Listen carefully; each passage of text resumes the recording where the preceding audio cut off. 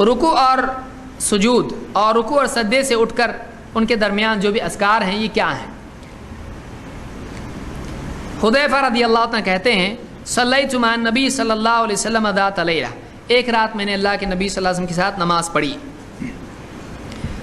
تو کہتے ہیں کہ ثم رکع فجعل یقول سبحان ربی العظیم، تو آپ نے رکوع کیا اور آپ رکوع میں سبحان ربی العظیم کہتے رہے، فکان رکوعہ نحو من قیامہ، آپ کا رکوع آپ کے قیام ہی کی طرح تھا، جیسے قیام لمبا تھا رکوع بھی عام رکوعوں سے لمبا تھا۔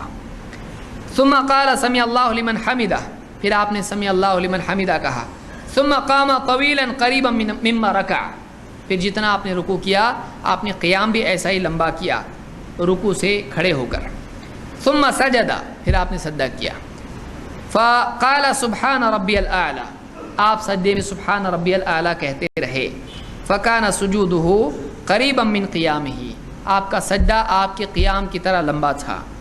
اور ایک روایت میں ہے فقال سمع اللہ لمن حمدہ ربنا لک الحمد، سمع اللہ لمن حمدہ کے بعد میں آپ نے کیا کہا؟ ربنا لک الحمد۔ اس کو امام مسلم نے روایت کیا ہے۔